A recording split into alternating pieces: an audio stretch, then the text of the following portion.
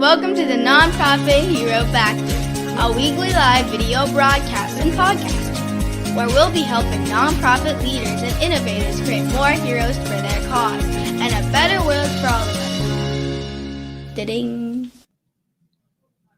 Hi, everybody. Welcome to another episode of the Nonprofit Hero Factory. Today's show is going to be a little bit different than all the others that we've had so far. Just a slightly different genre, but something that is so valuable, I think, and so helpful to a lot of organizations today with the shift from all in person all the time to a hybrid now, if not completely remote model. I find that building teams and maintaining teams is challenging, but also has some advantages to being able to work in this way. So I'm bringing on a friend of mine and an expert in the space. His name is Jaime Jay. He is the founder and managing director of Bottleneck Distant Assistance.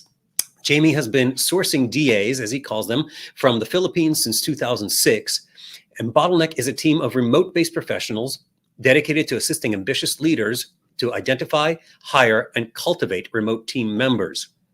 Jaime's superpower is helping business leaders who are working on tasks that are getting in the way of them doing their best work. I'm going to have Jaime on to explain what that is and share a whole lot of tips and advice on how to actually do this to the best of your nonprofit's capabilities, resources, maximizing all the tools you have available. Without any further ado, let's bring Jaime on to the show. Hey, Jaime, how are you? I'm well. How are you doing? I'm great. I'm so happy to have you on the show today. It's always a pleasure chatting with you, but even more to extract a whole bunch of value from you for my listeners and viewers. Yeah, I'm excited. I always like to start with a simple question, which is not always so simple, but Jaime, what's your story?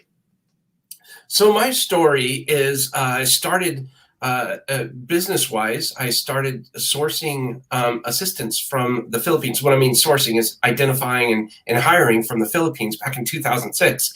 This was before Zoom was around.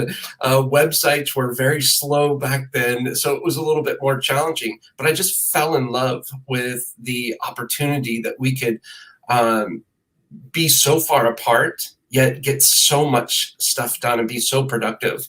And since then, I've so proud to say I've hired over 1,000 people during that time and have absolutely loved it. It's just part of my life today, and I consider them my extended family at this point. It's just a lot of fun, and it's just been an incredible journey. Ebbs and flows, ups and downs, as we all know, but yeah, it's been incredible. So as I was saying, even before you came on, so much has shifted to remote, as we call it, over the last year, or distant, if you prefer your terminology.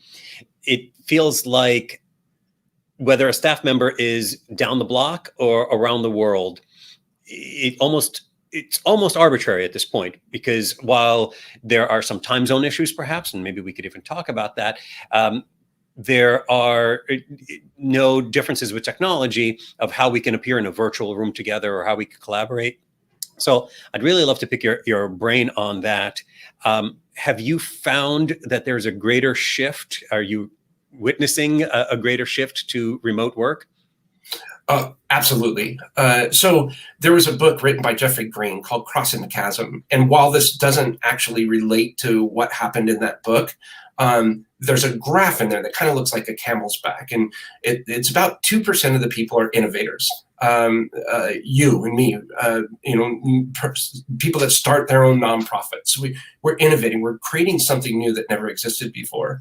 And when we first reach out, we're going to reach out to those we know best, our local sphere of influence, our friends, our family members, colleagues that we trust, which is at about 13.5% of the population. And they're going to be the early adopters. And then there's a chasm, there's a gap between that system, that service, that nonprofit, before they become known or viable. It takes some time for your friends to kind of get to know what it's all about and understand it and work through it and be comfortable with it. And then about 35% of the population, kind of the early adopter non-relatable people or non-related people, meaning these are people that you don't know, start buying into the program, start giving to the donating, start, understanding and starting to know this nonprofit now starts to get some legs. But that chasm, that gap can take a while. And I think what happened is because of COVID, there was a chasm, there was a gap, understanding how productive or how people can work remotely, wherein they didn't know before, because we were, in essence, forced into it.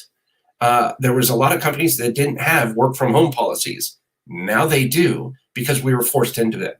And because of us being forced into this area of being uncomfortable and working apart from one another, as human beings, we were able to adapt and we were able to overcome. We were able to come up with unbelievable systems. So now if I can go through that story and talk about the chasm, I think we're on the other side of that chasm now. I think people have had enough time to experience what it's like to work remotely, and they started figuring out, well, geez, yes, we still need people to come into the office, but there are some roles that we can still do remotely and very well. And those are the roles that I help people identify and curate and build and learn on. That's awesome. And definitely we've seen on all aspects of nonprofit life, this huge push into the digital space all of a sudden, because, well, frankly, there weren't a lot of other options, right? Nonprofits lead the way in a lot of ways, and some nonprofits do have innovation built into their DNA. But many are sort of so focused on the work that they're doing, the benefits that they're putting out into society, that they don't dedicate resources to increasing their digital adoption, because it feels like a distraction. Whereas then an event that I'm calling COVID a black swan event comes along, and all of a sudden you don't really have a choice. It's frankly adapt or die in so many ways. So what are some keys, I guess? I want to walk through a few parts of the remote team aspect. And the first thing I'd like to ask you is, what are some keys to finding the right fit for your organization? So we're used to an in-person interview. We're used to meeting people, sometimes multiple times for multiple rounds. And there's a lot that you can get in person that you can't necessarily get on a Zoom call or something like that. So what can we do to try to, I can't say guarantee, but maximize our odds of finding a great fit for our organization in a hiring process? That's a really good question. And heck, we could have an episode just on this. So I'll try to keep it as brief but pointed as possible. So the first thing I would encourage anybody to do is first understand that you identify the need that you actually have to hire somebody. And there's a couple of issues can present themselves. You're dropping the ball, you're missing deadlines, you're working on the weekends, and you're doing things that aren't actually growing the nonprofit, organizing the nonprofit. You're doing things like answering emails, or the basic things, or bookkeeping, whatever that is. That's not big idea, big picture, 30,000 foot views things to get the brand out there, get the message out there. You really have to figure out what that is. Find out the things that are causing you stress or causing you pain, or things that simply don't give you energy. What are those things? And then do a brain dump. Literally take a Saturday morning, a Sunday morning, something like that, and just brain dump. Just everything that you're doing, just write it down. It doesn't matter. Don't think of it as you're creating a job role or a job description or role and responsibilities. Just start writing down everything that you do. And what you'll find is you'll start, and then with each thing that you write down, you'll assign two values. Number one, is this something that I can do? I must do, I should say, or is it something I can delegate? And then the second part of that is it something that gives me energy or drains me of energy?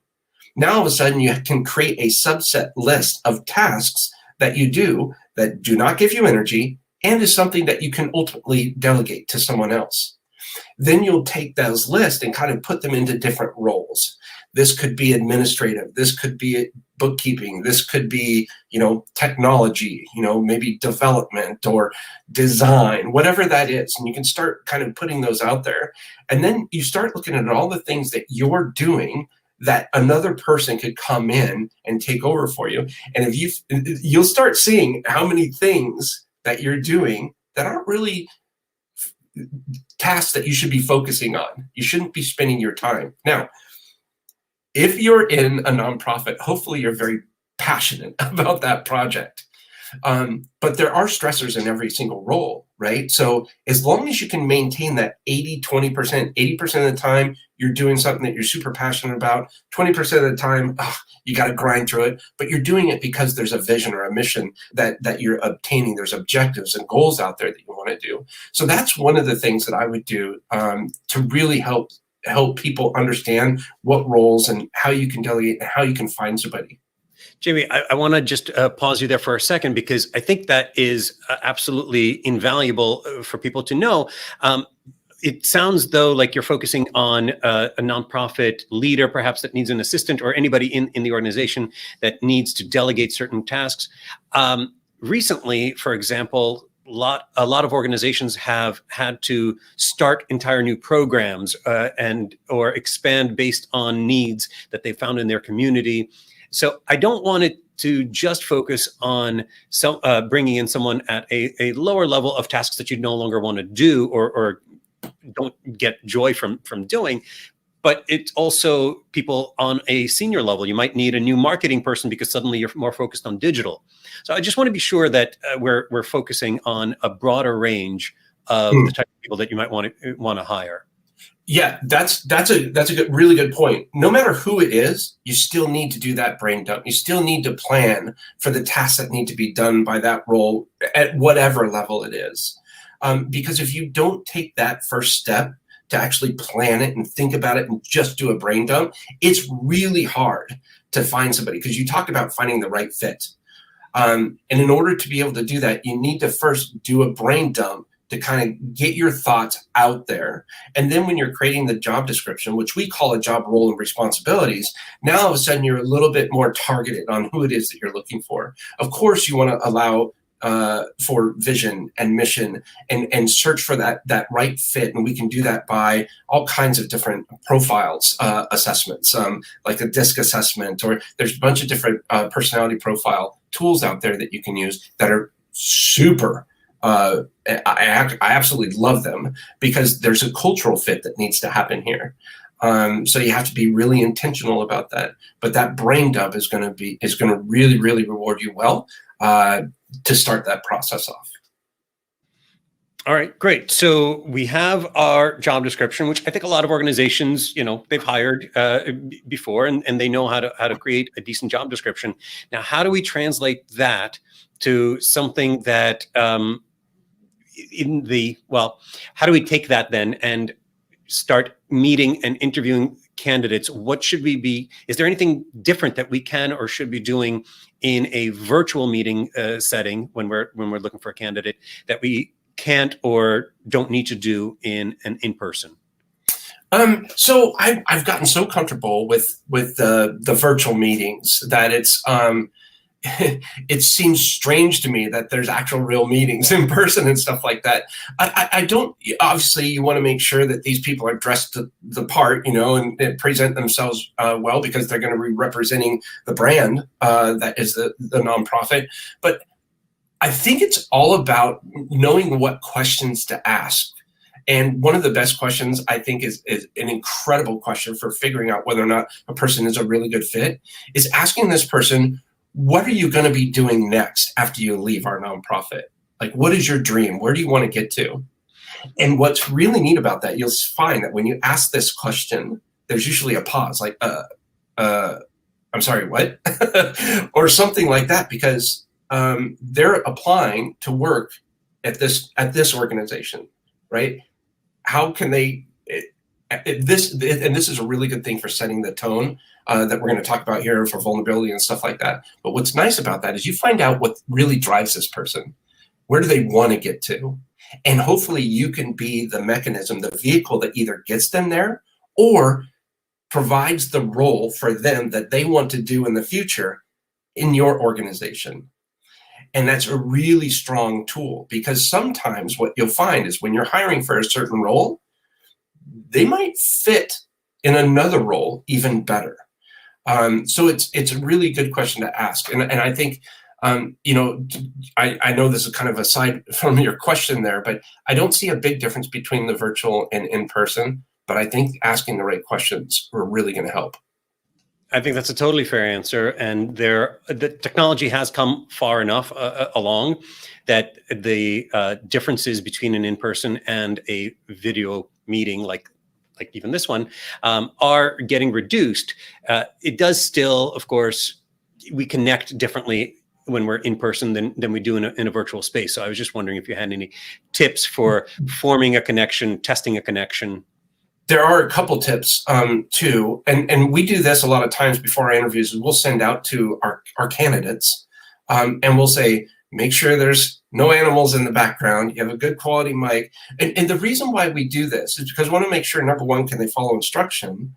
But number two, also, we want to see what their presentation is like. And if you pay attention to the presentation, obviously, I'm not a great example of that, being all bearded up and all that stuff, but I show up and I'm here. My devices are turned off, and you kindly reminded me in the beginning of this, which I thought was awesome. But I'm here. I'm focused. I've got a background. There's not a lot of distraction. There's no outside noises coming in right now, and I think I owe that to you based on the invitation that I received to be on your platform. I want to present well. And I think much in the same way, they want to do that. So when you go to an in-person interview, you're usually in a setting that you cannot control, but it's in an environment that's chosen by whoever that person is that's interviewing you. In the case of being remote, you don't have that. So you don't have that luxury. So you have to present yourself as professional as you possibly can, according to the vision, mission, and core values of the organization that you're meeting with. I think you touched on a neat, I don't know if it's a trick, but tip, which I've hired remote assistants, distance assistants several times. And when I was trying to learn how to do it best, if you will, someone I read somewhere advice, give people not a task per se, but some kind of instruction in your job description, even on how to apply. Include this in your subject line or something like that, which just shows, is this person detail-oriented enough? Do they care enough about the minutia to read all the way through? It's like those tests that we took when we were kids. I don't know if you ever had one of these, Jamie, but my teacher would give a test and say, the first thing is read all the directions before you begin. And then it's 1, do this, 2, do this. And then you get to 10 and it says, disregard 1 through 9. I've never had that before, but we do have on our applications, we have a little section there where it says, tell us a joke. And so we see if people tell us a joke, based on whether or not they're detailed. Excellent. Yeah, that actually tests 2 things at once. 1, are they paying attention? 2, it actually does show off some of their personality, what they think is funny, what they think is appropriate. It humanizes them. Yes. We all want a human connection. No one, well, as much as the Alexa devices in my house like to talk like they're human, we don't actually want to bond with them. We want other people. Exactly. So then, all right, we've found a candidate. We've made some sort of connection. They're the right person for the job. In a traditional environment, they would then have someone, a supervisor of some sort, usually walking them through the paces, sharing. It used to be entire books of processes, right? And walking them through things, showing them around the office. What's the virtual equivalent of that, if there is one? How do we properly onboard someone into a distant situation? It depends on the level of complexity and how established an organization is. You might be a lot more systems process driven than someone else that has been around. Maybe you've been in business a little bit longer. Maybe this is a brand new nonprofit just starting up. There's not really a lot of systems in place right now. What we would encourage people to do is one of my favorite saying is document. Do something as if it's the last time you're ever going to do something. So in every single role perform certain tasks. And on these tasks, they should be recording them and documenting them every single step of the way. And now that we're remote, there's a lot of mouse clicking going on because we're always on computers. So it's down to the mouse click. Every time that somebody clicks on the mouse button to advance themselves forward in completing a certain task, that should be documented, the how-tos. And that can start on day one. And what I would encourage people to do, leaders or managers or just people that are going to be bringing somebody on board, is walk with them and encourage people to ask questions. Specifically, when there's a task that we're going to be delegating, we need to define that task. We need to name it. You can't just say, do this or do that. And because other people may call that same task something else, it's really important to define all of the tasks so that everybody on board is using that same language. Because there's a little bit of a different language in the nonprofit world, right? There's some things, there's some nuances that happen different than in the business world. And so you need to be able to define that, but also encourage the person coming on board to ask questions. And so when you're doing a task, identify it by defining it, identify a start point, and create signals. Create signals that will say this particular task is finished. This will really help people set their expectations, and expectations will be managed effectively as long as, because everybody understands. If you say, hey, I need you to do this, well, somebody might think, okay, this is good enough. Whereas somebody might think, why didn't they finish this? Well, they thought they had finished, but they hadn't, but there was no signal identified. A great example of this is when we built websites. We used to build websites. I know you're really good at building websites, but when we were done with that website, oftentimes there's a term called scope creep, and they would keep adding on to the end of it saying, hey, could you do this? Can you do this? And we were like, wow, we're done with the site, and they keep adding stuff. Well, we decided to come up with a signal so that both our clients, our team, and our organization were on the same page. And what we did was, when we tell them right off the beginning, we say, okay, when we're done, we're going to send you an email. You're going to say it's done. We're going to send you a deployment kit. And in this kit is all the color codes that we used. It's kind of like a brand profile, instructions on how to log into your website. When you receive this deployment kit, that project is done. So if you need any work past that, then it'll be a separate charge. It'll be a separate project. And so if you take that extreme example of how we finished our websites to each task, it really helps organize how you onboard somebody and make sure that you're setting up for them to succeed instead of fail by giving them clear-cut instructions so that they know how to follow them and how to live up to your expectations. So are there any specific tools? I work with a lot of different systems in terms of project management. I've worked with Asana and Trello and was it Marvin? And I don't know, there's seemingly new ones every single day. Is one any better than another, or are there any checks and balances or things that you could implement on any of them that you think are valuable? So I think it's your personal preference. I've worked with a lot of them too, Trello and Asana. Basecamp really resonated, and actually the team picked Basecamp, not me. I asked them which one they liked best, and they chose Basecamp. So for us, Basecamp really works well. And what I really like about it is you have one area where you can assign to-dos or tasks, and then you can tag different people on there. You have another area in Basecamp, it's called pinging, where you can just kind of have a chat with somebody. And then we also have another area where people say, hey, I'm here, I'm ready to go. And, okay, I'm logging out now. So it's a really well-structured, and it works for us, what we do here. But there's certain areas where we can have, login credentials here and, just forms here and workflows here. So there's all that kind of stuff. Plus we can manage independent projects so that I'm not getting pinged every time a project is going off. So we have certain people assigned to different areas, but that works really well for us. Again, you have to find what works for you. Trello, I know, is free service, so Basecamp is paid, but Trello is a free service, and I've seen people just absolutely love and thrive with Trello. So again, there's a ton of them out there, and I think it's just personal preference.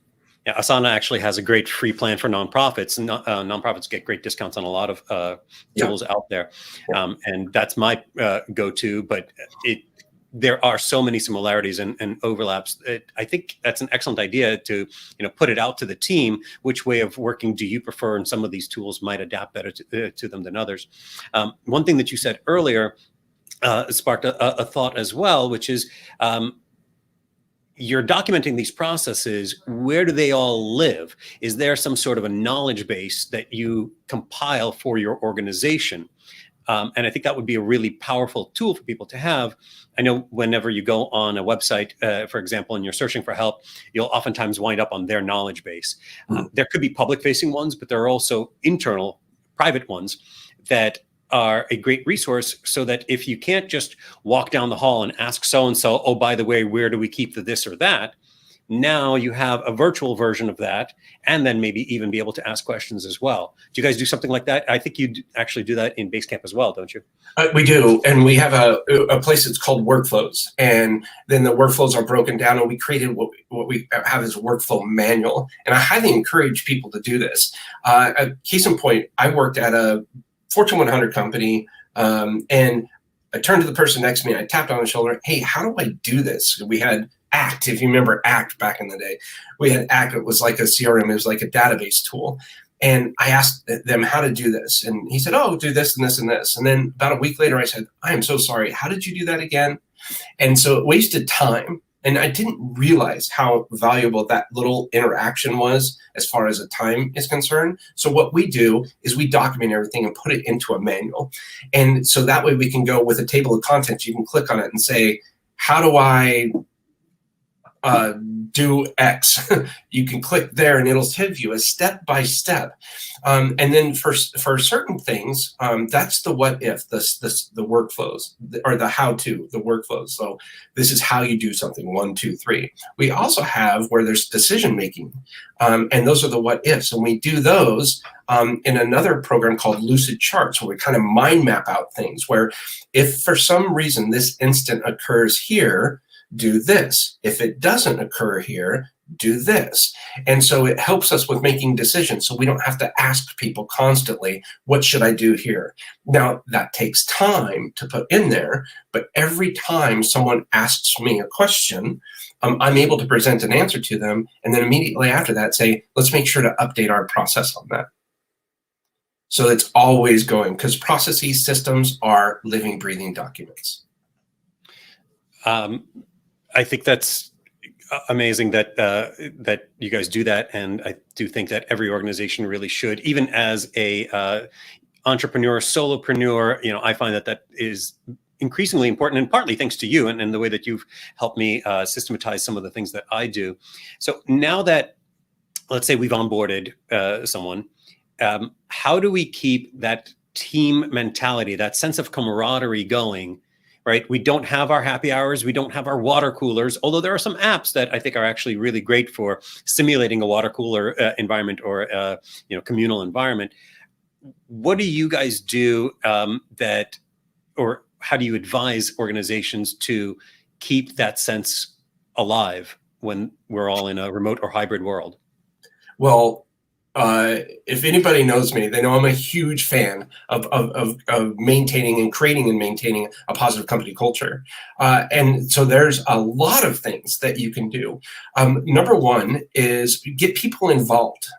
Get people feeling motivated by participating in what the company does, the directions the company moves. And the first thing you can do is have them be okay with making decisions. So give them the authority to make their own decisions. And if they make their own decisions, they do it in this way. Is it good for the company? Is it good for the team? And then and only then is it good for the clients. And if they can make a decision and give them power to make a decision without having to be micromanaged in order to do so, it really helps motivate them. There's people that have created things in this company. We have a little robot now that after they fill out the application, it's an animated robot, and they called it Bottleneck Bobby. And they created this whole thing on their own, and they came up with the little animation and the chat, and they did the voiceover, they did it all themselves, and they took they were so happy to do that, and it turned out to be fantastic. They talk about it all the time. It's really great. Little things like that can really motivate people, because you can be remote for anywhere and still be creating a value and doing things for the company that otherwise wouldn't have been done. Another thing that you can do is, when you have your meetings, make sure that you have your mission and your vision, perhaps even your core values, if not your provocative point of view, on the top of every single meeting. And every single meeting we have, it's run by a different person every time, because they get a chance to read the mission to the vision. They get a chance to lead the discussions. And every time we do a meeting as well, whoever leads that meeting does a brief 5 to 10 minute training at the end. And what's really neat about that is it shows the pride for their work that they do. It also shows everybody else, hey, maybe creating a graphic is not as easy as you think it is. Like, if you're requesting a graphic from a graphic team and say, have that to me in an hour, that's not going to happen, because you see the amount of work that they go into. The other thing that I think is really good is, in Zoom's meetings, you can have breakout rooms. And every once in a while, what we'll do, probably once a month, we'll do breakout rooms. And I just post 5 to 10 questions, have nothing to do with work, but I'll put different people in the rooms and mix it all up so that people can meet people and talk with them normally outside of the departments that they don't normally talk to. And they get to learn a little bit more. You like a dog or a cat more? Just goofy stuff like that. And it's amazing when you see, when they come back into the room, everybody has a smile on their face. Because it's goofy and it's fun and it has nothing to do with work. So those are 3 ways that we do it here, and other people can do it to have fun. So we've touched on a few of these already naturally in this conversation, but I know you have 3 keys to effective remote teams. One of them is the vision, mission, and core values. But can you just go through them real quick for us? How you frame the 3 things that are integral to having a great team? So first and foremost is what we talked about: vision, mission, and core values. Vision is what you aspire to do. Mission are the daily objectives that you need to do every single day to achieve that vision. And then the core values. How do you make your decisions? And the core values can extend. We don't believe in work-life balance. We believe in life balance. So the core values that I use at work are the same core values that I use in my personal life. And I even use them to make a decision on to buy a truck. We stopped at one place. Not all 4 checked off yes. We went to the next place. Loved it. All 4 core values checked off on that particular person we were dealing with. We bought a truck. It's the same way we make decisions here, from me, from my wife, from the team, at any position. We make decisions based on our core values. This also gives an opportunity for people to align with a goal or an objective or a vision, something that they can, which is really important in the nonprofit sector. You really should be passionate about what it is that you're doing at this place, because you're helping people's lives. You're doing something. There's, something is really important to somebody to create a nonprofit in order to give back so much. So vision, mission, and core values are extremely important. Second is accepting vulnerability. There's a certain point to management, but effective management allows people to feel vulnerable, allows for them to say, you know what, go ahead and be honest with me. What do you think about this? And instead of brushing something off for some and not allowing somebody to feel vulnerable, which is probably one of the worst things you can do, that would take something from a positive culture to a toxic culture, a toxic environment, because now people are going to be talking behind people's back, and they're going to be saying, well, he should have done this and they didn't do that. And you get that kind of stuff going. That's about the worst thing you can have for an organization. So why not just embrace vulnerability and say, you know what, nothing off. There's nothing, anything you say, any ideas you have, or collaborate on decisions. Hey, this is what I'm thinking to do this and this and this. Does anybody see any challenges with this? Are there any problems? And if somebody brings something up that doesn't necessarily make sense in the moment, don't shame them for that. So take it off. You know what? That's a great idea. Let's take that offline for right now and circle back to that later, because I really want to focus down this track. Now you've disarmed this person in such a way that they still feel effective and they're part of the team, and their ideas are, and while it may not be relevant to that particular conversation, it's still something. And here's the important thing: do circle back to that later. So carry through with that promise. But they know that, okay, he heard me or she heard me. She understands. And this is a good idea. It's just not relevant right now. So little things like that and creating vulnerability. And then the third thing is, it's okay for people to make mistakes. We even go over this in our meetings. We have everybody talk about missteps. We call them missteps, not mistakes. And when I first started, it was a little challenging because I'm like, okay, we'll do missteps. Sure. Hey, what's wrong? I'm so sorry. To give you an example, I didn't finish this task this week. I just didn't do it. I dropped the ball on that one. Instead of everybody going, oh my gosh, again? Or rolling their eyes, or somebody chuckling under their breath, or something like that, we have people rise up and say, you know what, I'm really good at that. How can I help you? I'd be happy to help you, bring you and lift you back up. And when you do stuff like that, it really brings up the whole team, and the culture is just, it makes things a lot of fun, and it makes you feel comfortable, and it makes you feel that you're actually part of something. So those are the three things: the vision, mission, core values, accepting vulnerability, and allowing people to present their missteps. Awesome. I think that's invaluable, whether you're meeting in person or online, but I think increasingly so online, because again, we want to feel like humans. We want to connect with other humans.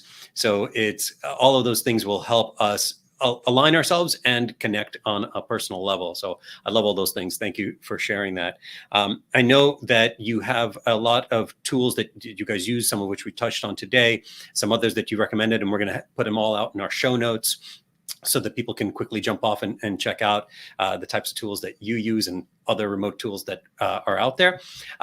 If nonprofits haven't started down the path of working or hiring people remotely, what's one thing they could do to start today down that path?